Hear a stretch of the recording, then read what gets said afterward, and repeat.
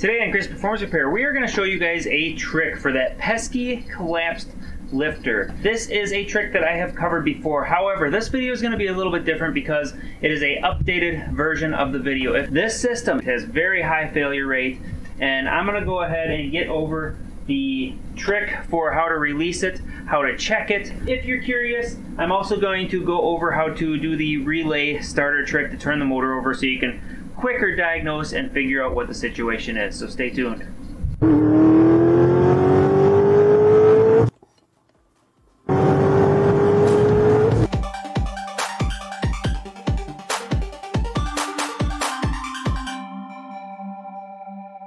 With that, if any of you have this era of GM truck, it is technically started in 2005 in specific vehicles such as the Trailblazer, Rainier, Impala SS, basically any GM vehicle, non-truck, not Yukon or Silverado, things like that. It started in that era, 2005, on very specific models for a very specific time until 07. In 07 was the very large release of this displacement on demand active fuel management type system. Let's go ahead and show you guys in the dashboard what to look for. So on these vehicles, when you have the thing running, you're going to have an engine light on, you're going to have this little squiggly thing, a StabiliTrak, all that's going to pop up on you. It'll say StabiliTrak or something of that nature. If you have one of the center displays, you'll have a big StabiliTrak pop up. And that issue there, that scenario of things that pops up, often comes with a pretty horrible noise if you have this failure. Now, there are several types of failures with these systems. The one most common, number one most common one, is by far a collapsed lifter that is stuck collapsed. That is what I have right here, and I'm going to release and show the best techniques that I have learned thus far on how to release it. Diagnosing it, look for a misfire. If you have a code reader, great. Find out what the codes are. You're going to have a P030 whatever cylinder is misfiring. Now, the DOD cylinders, up until 15 for sure, and I'm pretty sure later, although I heard rumor that GM's talking about doing all 8 cylinders. As far as having DOD, I have not verified, I have not looked into it, but that's okay, because the ones with the problem right now are going to be cylinders 1, 4, 6, and 7. So if you have a 301 code, that's cylinder 1 misfire. That's the cylinder you're going to chase after. If you have a 300 code, that is a random misfire. Just straight up P0300, that's called a random misfire. That one, it could still be the system. The computer just has not detected what cylinder it is yet, but it may or may not be related. You'll have to try and do the judgment there. You'll have to diagnose and figure that out.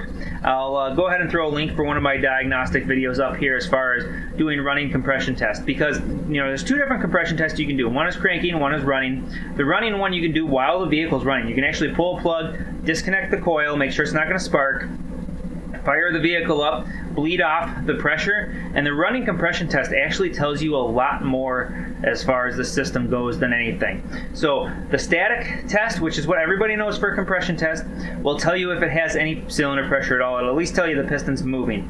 But depending on where the piston lands, the reading will be differently if the lifter collapses after cranking it. If the lifter is only collapsing after cranking it, it's getting fed oil, and that's because of what's called a VLOM, or because the lifter has rotated. I have a couple scenarios where that happened. I'll go ahead and throw a clip up here. One that has rotated, I'll show you a quick bit of one of my old videos. And here is the good lifter. You can see I can't really turn that, okay? That's the way it's supposed to be. It's locked into place, but this one here, it's free. It was actually 180 off. So on that video, you saw that the lifter was rotating in the guide, and that plastic guide can fail and rotate, and then it'll pressurize the lifter, and it causes a lot of damage. It'll take out the cam, it'll do all kinds of things. That's one of the failures, but the collapse lifters, they'll be different. So it's generally almost always the intake valve. I had one person claim they had the exhaust valve, but as far as I'm concerned, it's always the intake valve that fails. We're gonna pull valve covers off. That's one of the things that you're gonna do once you know what cylinder it is. Pull the valve cover off and take a look. So you can see over here we have the valve cover off, obviously, but I still have the injectors connected, no reason to disconnect those at the moment. And these two are cylinder 4, and those two are cylinder 6. Now, the one that has the problem on this one is this guy right here, and that's going to be an intake valve, and you can see that this thing is very, very loose. And if you have that, you have a collapsed lifter, one that's permanently collapsed in the position it's in right now.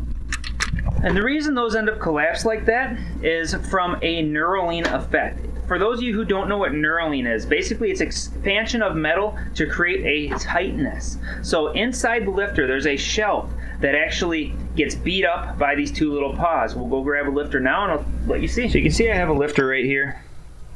And this is the system, basically a stripped down version of it. And you can see I shelled this thing out.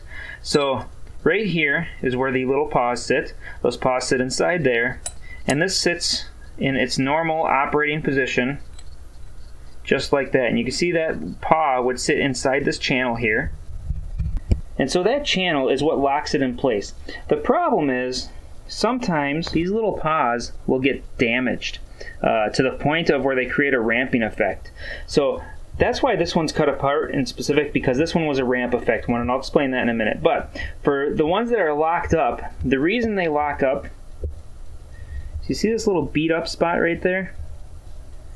So that little beat up spot right there, on this one it's a ramp, but on a lot of them, what it does, instead of creating a ramp, it'll actually create a spot that's popped out. So the metal will actually be squished out, and as you can imagine, if the metal is squished out this way, it's going to sit tighter against here. And this board surface is actually going to become a clamp for it. So as it goes down, it'll get stuck.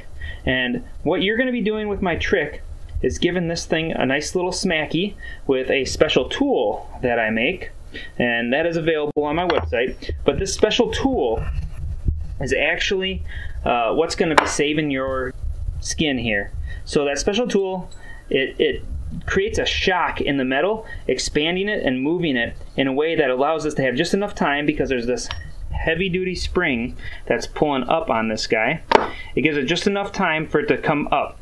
Now normally when you give it that shock, it's going to come up like that. It's actually going to go past the point of the slot. So this lock will now still be in the squished down mode, which is what the oil pressure does, is squish it down. And when it's in that position, you still need to take and go from this end and tap it down until it locks. So I'm going to go ahead and show you guys how to turn this motor over and check a couple things quick, and then we'll go ahead and we'll start doing the process of releasing one of these to show you how to hit it, how to start off hitting it, how to just go through the general process of getting that thing to release. Now, if you have one that isn't loose, so say for instance you have one that's still tight against that rocker, but it's not spun, it's not oil pressure taking it out. It might actually be like the one that I just showed you guys, where it's causing a ramp effect. So that little paw that I was telling you about, this one has a beat up edge that's creating like a 45-degree cut in it, and then the shelf also has that 45-degree cut. Well, as you can imagine, when those two 45s come into contact, all it does is just go past it. So the locks don't work any longer. If you have a situation where the locks don't work, the lifter is going to need replacement. Unfortunately, there's nothing you can do to prevent that. And you'll know if that's the case if you take the rocker loose and work it, and I'll show you that real quick. Now these things are really tight. They're torqued to 22 foot-pounds, so it takes quite a bit to get them loose. Okay, so you can see this is the rocker. I took it loose just a little bit. Now I'm just going to pull straight up on it to give you an idea. See how it's just got a little bit of slop there? That would be enough to actually give some give. Now you can go a little bit more if you have to. And what you're doing here is you're trying to get that lifter to go up to the lock position, just in case it's filled up with oil to the point of where it can't quite get into the lock engagement. I don't know if that's actually possible to happen. It's just a hypothetical in my mind. So I pull it up like that, and then when they fail the way I was just explaining, what will happen is you'll be able to either, if you're strong enough, grab this and just kind of force it to move, and it'll move, but it'll still be tight. But if you're not strong enough, you can put a screwdriver under here. You're not going to wreck anything. Either it's just going to push the spring down. If it pushes the spring down, you're fine, but if it pushes this up, then it's not locked into position. And if it still does that when this is loose like this, then it's not going to work for you. It's not going to pan out. You're not going to be able to release it, and you will need a lifter.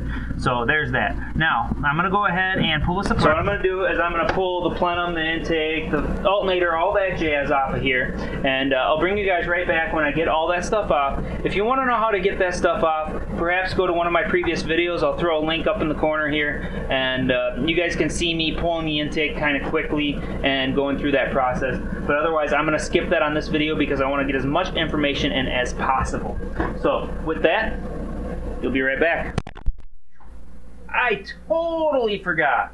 So when it comes to checking that valve train, if it's in the position where it's actually got lift on the rockers that you're trying to check for the cylinder that you're trying to check, and you need to turn the motor over, you can either use a 24 mil socket with a ratchet on the end of the crank. It'll work perfectly fine. You just turn it over slow until you get it to the position you want. Or you can jump starter relay, which is actually really easy to do. And in fact, I'm going to show you quick because it's something that I've been asked a lot on my channel to show. All you need to do it is a basic jumper for terminals that are, yay wide. This is like a medium-sized terminal. It's not large, it's not small, it's just a medium-sized terminal. These jumpers are really easy to create, and if you don't have any yet, go ahead and make a nice set with nice heat shrink tubing like I have here. It'll come in handy for you quite often if you're working on cars a lot. Okay, so obviously look at the fuse panel first. You got to figure out where you're at. I know this just by heart, but the starter relay is right here, and it's the same on both the diesel and the gas. So you can see this is a diesel up here, gas here, and obviously you're working on a gas if you're watching this video for learning. The starter relay is right there. Now if we lay this like this and we compare it, we can see the starter relay is going to be this one right here. So what we're going to do is we're going to go ahead and pull the starter relay out, and then over here on the side of the relay there's a diagram, and on that diagram it tells you what pins you need to do, and it's going to be 87 and 30. So it looks like a big switch, and the one that gets pulled to it when the magnetic field is applied, that one, which is 87 and 30, is the one you want to do. So 87 and 30 are right here. So if we take this and we put it down there like we were going to put the relay in and look at it, we're going to see that it's this corner here and this corner here. So I'm going to go ahead and I'm going to just put one in for now, and then I'm going to get this one ready, and when I put this in there, it's going to jumper it and allow the starter to crank over. This thing happens to have a dead battery, so it didn't really crank over, but you could hear that the starter engaged and tried to move. So that is the basics of cranking it over. Now that comes in handy for doing compression tests, doing valve train checking, basically looking everything over. So I'll be right back again, this time with the intake actually off, since I forgot what I did originally. Alright, once you have the intake off, there's going to be a bunch of dirt and debris in here. I'm using a vacuum cleaner. I already pre-cleaned the dirt and debris, but then after the fact I took and I cleaned off the intake area here where the intake goes up to it. Now you can see I didn't clean this one completely. There's a bunch of dirt here. Highly recommended tool is a super scraper. I'll go ahead and throw a link in the description below. But all I'm doing is I'm taking the super scraper and I'm dragging it down and cleaning it off. So you can see it just real nice and easy. Cleans it off there, and then your best friend is going to be this vacuum cleaner that you can take and turn on and suck up all the debris. So I'll go ahead and do that real quick in a fast forward fashion. And now that I have done that, we have it somewhat clean. Now if you want, you can clean out where these head bolts are, but I guess I don't mess with that unless I'm actually doing the cylinder head necessarily. Sometimes I clean it, sometimes I don't know. Doesn't really matter. One thing that you want to do before you just go cracking these bolts loose is actually check them. So one of the most common things that cause failures on these systems for the lifter to collapse is these bolts are loose. So you'll still have good oil pressure. Low oil pressure is the source of the problem basically. But if you still have good oil pressure, but your system failed, there's a good possibility that instead of the screen being plugged there, which is one of the failures, is probably the #1 failure, lack of oil changes plugs that screen. But if that screen isn't plugged and you're still getting good oil pressure, but it drops down when it goes into 4-cylinder mode, these passages, so there's going to be two, where these little humps are, there's going to be 2 ports, and I'll show you that in a minute, under each one, and they're probably leaking. So what happens is these bolts are loose from the factory, it appears. Especially in the previous, the first generation of models, 07, 08, they're real heavily problematic, especially 07, and then in 2010, they were also pretty problematic too.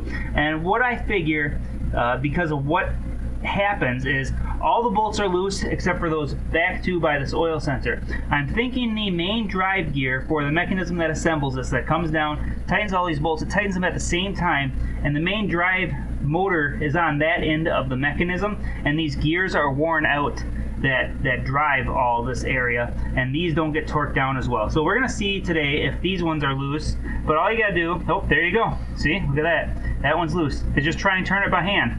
That one's loose. Look at that. They're all loose. Now watch, I'll get to those two, and they'll be tight. Oh, this one's a little tight. At least not hand loose. Usually they tighten up towards the back. Here's one that's hand loose. That one's tightish. Okay, so now we'll go ahead and take the ratchet, and we'll see how loose the leftovers are. Now these two are probably pretty loose. Let's see, I'm not holding it very tight, obviously. Oh, this one's tight. Well, that's rare. Usually it's not like that. Kinda. See what this one is? Kinda. It's definitely not no 18 foot-pounds. That one's fairly So this one's a little unusual. Usually I get to those back two, and those two are much tighter than any of the rest. This one was probably the tightest one on this one. So I don't know, maybe they changed the mechanism mid-year or something. But this is actually a 2009, so I'm surprised that they were loose. Usually the 2009s are fairly tight. But regardless, I'm going to go ahead and pull this off. You guys will be right back. Okay, all the bolts are loose. I'm going to go ahead and pop this guy out of here and bring it over here so you can take a look. All right, so this unit right here, this is called a VLOM, or VLOM, for Valley Lifter Oil Manifold. This is what controls the system. Some of them are bolted together like this one is, and others are riveted together. I actually have a riveted one in the other room. And we're gonna be doing what's called a VLOM modification on this, and I'll show you guys that closer to the end here. First thing we're gonna do is go ahead and show you the lifter trick to release that lifter. This is highly important though, so I wanted to stress that before I go forward with the other part of it. Another thing on these, look at this gasket here. If this is not raised up, this one's actually squished pretty flat, so I'm gonna find a gasket to replace this one with. But it might pop up as it's sitting here too, so we'll see what happens a little bit later as far as that goes. If you do that the way that I'm gonna do it on this one, I'll show you the way that allows you to drive it to a tuner to get it tuned. Otherwise, I have another source for getting a tune done if you send the computer out, so consider that as well. I'm gonna go ahead and get the lifter released. Okay, so the first thing I'm going to go ahead and do here is this rocker arm. I'm going to go ahead and take it out of the way. I'm going to leave the push rod in place, but I'm going to pull the rocker arm off. So there's the rocker arm. I'm going to go ahead and inspect inside the deal, and this one's not worn funky. Now, you can see the push rod is still in here. Well, you can't see it very well. There we go. Push rod's still in there. I'm going to bring you guys a little bit closer, but before I do, these passages line up perfectly with whatever one has the problem. So you can see these two are over here. That's because they go to this cylinder. These two, this cylinder, so on and so forth. So here's my special tool. Now this is available on my website, link in the description below. It's 25 bucks plus shipping, yada yada, you know, fees, whatever. There's also a kit available which comes with the VLOM plug. I highly suggest the kit over just the tool, but if you have the inclination to get just the tool, go for it. Now this is one of my reject tools that I'm not sending out because it's got a bunch of scoring. The machining process did not go properly. It got all funky. But it still works fine, so I'm going to use it for myself rather than send it off to somebody else. I go through several of them anyway. So we're going to drop that guy in the hole that I need to address.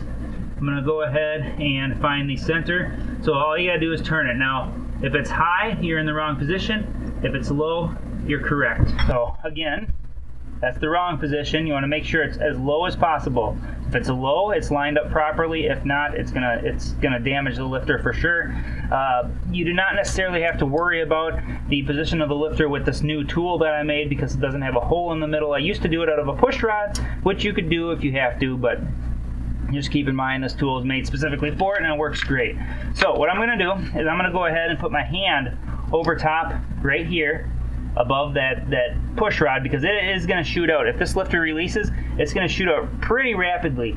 I start out with light hits and I work my way harder until I'm uncomfortable and feel like I'm going to damage anything. Now, you don't have to use a soft brass hammer or a smaller hammer. This works just fine. But if you feel uncomfortable, go ahead and start out with a small hammer. That's fine. The one thing you need to keep in mind, though, this block, for instance, is an aluminum block. Most of them are aluminum blocks.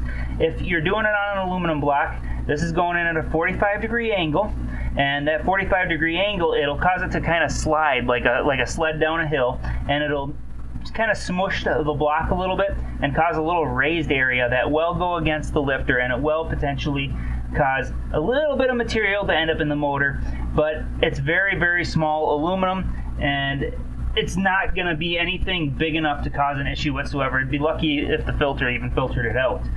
It's so small. So with that, I'm going to go ahead and get started here. This sure beats having to pull the heads either way for a lot of people, because this is something a person can do themselves at home, and a shop is going to charge a fortune, but a lot of people are too scared to pull cylinder heads, and so they won't do that themselves. But let's go ahead and hit this thing a little bit.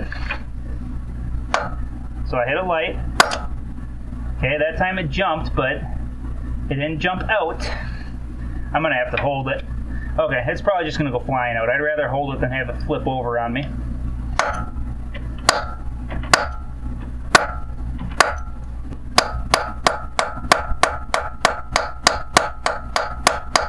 One other thing, you know, I was doing slow little taps, right? One thing that you can do that sometimes works better, I've had a couple where they're really tough to release. Sometimes really short little rapid hits like that will actually release it better than the big whacks. Usually the big hits work best, but sometimes you have to just kind of go like that, and then it'll just pop out. Now, this tool is sliding in and out of here just great. If at any point this tool gets stiff, that means that you've hit it hard enough that this has now curled towards this side where it's going down that hill, and it's caused enough damage that you need to try and refinish this and true it up, square it up again. Sometimes you will have to true it up. Now, another little note about this tool, so you can see the ding in there, that little circle. That circle is actually from the lifter. There's a hole in the lifter there. If you see that circle, the lifter is in the correct position for sure, because that hole is supposed to line up with the hole that you're hitting at. And you can see the mark there. That's obviously because this metal is much softer than the lifter. And I did that on purpose because I don't want to damage the lifter. So yes, it's steel on steel, but no, it will not cause damage to the lifter itself. But like I said, it could certainly cause damage to the bore for where the lifter rides in. So one thing to keep in mind, I'm going to go ahead and do it a little more.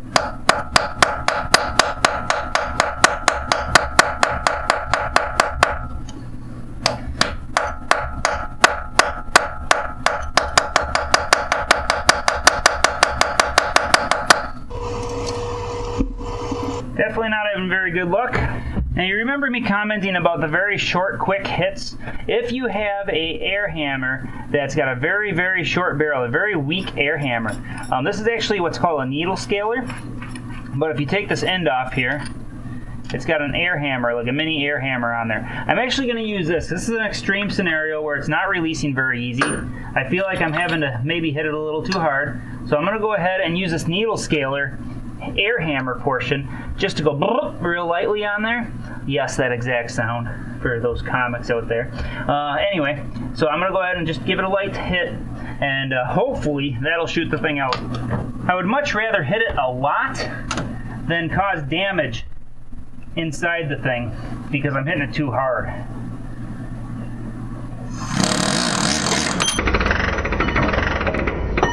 There it goes. Nice. That was perfect. I didn't even have to do it very hard. Here's the push rod, flew right out of there. So I know it's released now. So I'm going to go ahead and put this push rod back in there. There we go. Now, the one major thing I missed in my original video for this issue was the part that I'm about to do next to make sure that it stays. So if you don't do this next step, there is a very good possibility that this lifter will collapse right away at first startup. It won't even get a chance. It'll just collapse right away. So my next step here is to take something soft. I'm going to use this little mini pry bar, the plastic handle on it. I'm going to put it up against that push rod, right? And then I'm going to take the hammer and I'm going to lightly tap. Now what I should feel is I should feel it move a little bit. If it came past the locks, it'll move a little bit, and then it'll stop, come to a dead stop. So I'm gonna go ahead and give it a try here. There, I moved a little bit. Now you can hear it's locked tight. That's what we want. So when I do that, what I'm doing is I'm seating those locks into place like I had mentioned earlier. Now I can still feel the little sponginess of that lifter. I'll go ahead and start putting the rocker on. But that sponginess of the lifter, I think it's just because the oil bled out all this time it's been sitting here. Plus that one hasn't been functioning for quite some time, I'm sure.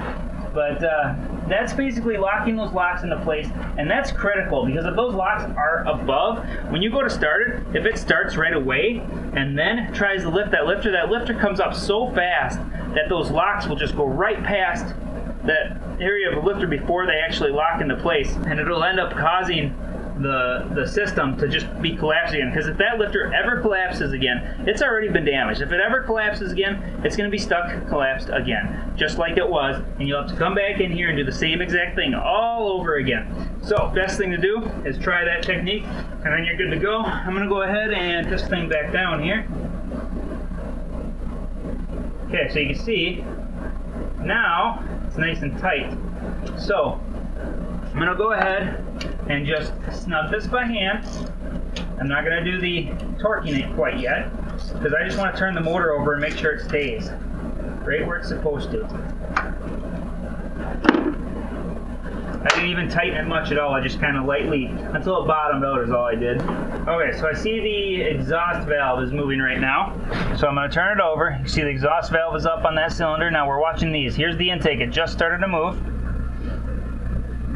There it goes, or actually, yeah, that's intake. Had to make sure. So now you can see it's functioning properly. And this is a good verification just to go ahead and turn the thing over and make sure it happens a good twice is nice to do, just to be positive. So I'm going to go ahead and I'm going to clean this gasket area up, and then you guys will be right back. We'll go ahead and do the valve modification. I'm also going to put the valve cover back on here so I don't get any more dirt in there than I already have. I know I saw some dust come off of this thing and land in there, so I'm going to try and prevent as much problems as possible. Torque that thing down to 22 foot-pounds, put the valve cover on, and then clean this up, and we'll get the valve mod done. So as you can see here, we have the valve itself. The first thing we need to do, we need to pull this oil pressure sensor off. Now, I have a special socket for this oil pressure sending unit that I have, but a standard socket can fit it. I don't remember if it's the same size as what this is, so I'm not even going to give you the size. You'll just have to figure it out. Otherwise, a crescent wrench, adjustable wrench, can be used. This thing is super high failure rate. You can see this one's actually a new one. He replaced this, probably because he thought he had a low oil pressure. But pull that guy off of there. Then there's a screen inside that hole that we need to push out as well. So you can use a punch or even one of the old bolts and push that guy out. That's usually the source of the problem. This screen is not all plugged, but I believe they said that they replaced it once already. I'm not positive, but I believe that's what they said. So we're going to go ahead and do the modification, like I said, that allows you to drive the vehicle to a tuner shop if that's the option you need to do. In order to do that modification, you need a chisel and a hammer. So this is one of those videos where a hammer fixes just about everything. It's pretty sad, to be honest with you. But your goal here is to remove this gasket material where these guys are. So what you need to do, take the chisel, make sure it's sitting level. Nice sharp chisel, mind you. Give it a light hit, it'll crack it. Then go over to the other side, give it a hit, it'll crack it. And you should be able to pop it out fairly easily. There, now that one's done for. There, see? Now I got an open hole. Now the reason we're doing this is to make sure that no matter what happens, no pressure builds up on those oil towers whatsoever. So even if the solenoid has failed and caused your issue, that won't allow oil pressure to build up. Your goal is not to allow oil pressure. Oil pressure actually collapses these lifters. So as long as you keep the oil pressure from accumulating, you're going to be able to have those lifters not collapse again.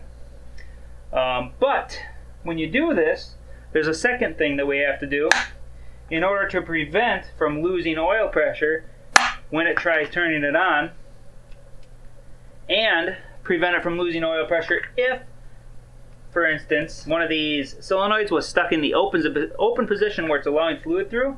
you also need a way to prevent that oil from getting to that.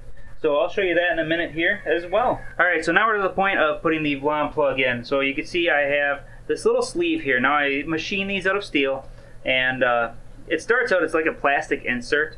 It's made this way sort of, but it's not the correct size. So what I have to do is I have to machine it to make it the correct size. So now that the screen is out, the sender is out, I can go ahead and install this. Now when installing this, we have to make sure it's in the correct position. We want to make sure this slot is not at all in line with the oil port that's in here. Now there's a hole in the side of here that goes towards this passage here. So as long as you aim that slot that direction, you'll be good to go. So I'm going to go ahead and drop that in there.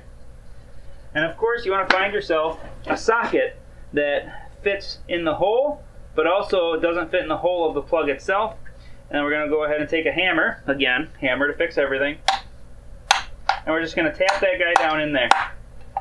And what that does is now it blocks this hole, this oiling hole. And it goes down far enough that it still allows the sender to go in, but you do have to toss the screen. That screen is not needed anymore anyway because there's no oil flowing through it. It doesn't have to filter any oil out. All it needs to do is detect pressure. There's no actual flow, so nothing's going to plug up. So you can remove that now. So now with this version of the Vlam modification, we're going to be able to drive the vehicle without a tune and not have the lifter collapse again. So that is why this is critically important. But if you want to do a tune, I'm also going to be linking a tune video in this video as well. So stay tuned for that. We're going to go ahead, get this installed, and show you guys that it actually worked. Alright, I got the truck back together. I'm going to double check all my connections quick, and then we're going to see if it fires up and runs the way it should. Hopefully without a misfire, and hopefully the lifter stays where it's supposed to be. This is not a guaranteed fix, but if it does work, it saves you a ton of money, as you can imagine, because these lifters are very, very expensive just to replace the stock lifters. And if your camshaft has any damage, you have to replace that as well, and then you might as well do what's called a full delete. I also have a video on that, link above. So if you want to see that video, be sure to click on that. Otherwise, let's go ahead and get this thing running again, and hopefully it's good. Okay, I believe I have everything connected. One last tip for you guys here. This cover sits on the back of the intake manifold. If you pull this cover off, it makes accessing that oil sensor much, much easier later down the road if it does fail. So pull this stupid cover off. All it is just, you can see there's a little foam in here. It's probably, as my assumption, a noise dampener for when you open up the throttle and the vehicle goes whoa, makes that throaty sound, which is also muffled by these dongs on here. But when it's making that sound, I think this is to keep some of that from getting through the firewall to you so you can hear it. I don't know why they'd even put it in there. It's really a pointless piece of equipment. So if you don't want it, get rid of it. I hate them. I throw them away. Anyway, with that, let's go ahead and fire this thing up. I need a jump pack. It's dead.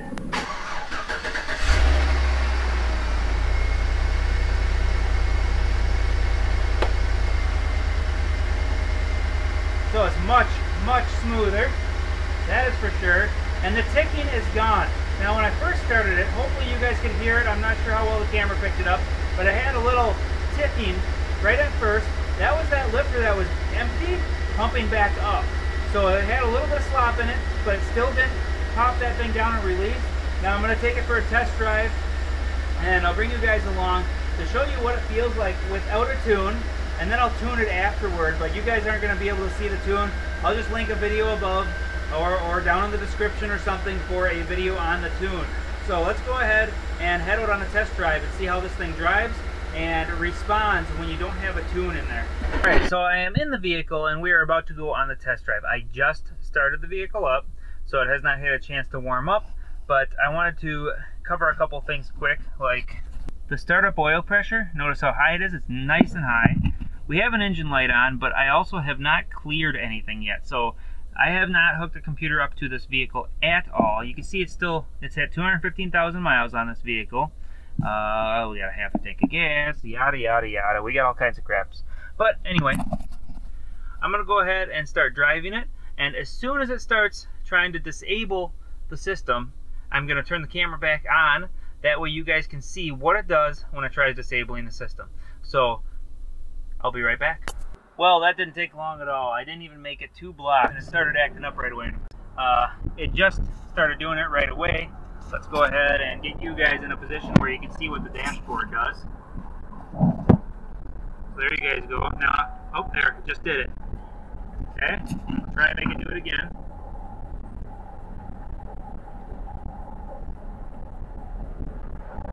See, I let off the gas, go on the gas lightly. There it goes. And it kind of runs a little funky. So that's what it does, and then it like shudders a little bit. It has a weird kind of a hesitation feel to it, and that's having the VLOM modification without actually having the tune done. So it does still work. The vehicle will still run fine. It just does a weird stutter thing when it tries to engage the 4x4, or not 4x4, wow, 4x4. When it starts to engage the DOD system, the AFM system, and then it throws that stability trap light on and gives you warnings and whatnot, and that's it trying to activate. Now, why the stability trap gets affected so much by the system is beyond me. I don't know why GM decided to make that somehow part of the system. It's kind of silly if you ask me. But now you guys know what it does, and I just wanted to be sure I showed you guys that before ending this video, because I feel like that is very helpful for people to know what to expect and know what they're getting into. Now, you'll notice I'm still driving the truck, and you don't hear any ticking. In fact, you can see that the engine light is not flashing. And the reason the engine light is not flashing is because it doesn't have a misfire. The vehicle is running great. It's running perfectly. I mean, it's so dang smooth right now, it's just insane. But anyway, there you have it. A successful displacement on demand fix with the cheap fix. I did have to work this one a little more than usual, but at least now you know the extreme case of what you can do to get that thing in there. Remember, there is always the possibility of a very small air hammer that you can use, and it will be able to release it then if worst case scenario you can't get it to release the normal way. In fact, after that situation, I may just resort to the air hammer from here on out, because I have that little thing and it's so conveniently released this one. It surprised the hell out of me how quick it released and how easy and how little effort it took. It must have just the right harmonics to knock that thing loose. So with that, like, share, subscribe as always, and I hope to see you on another video. Thanks for watching.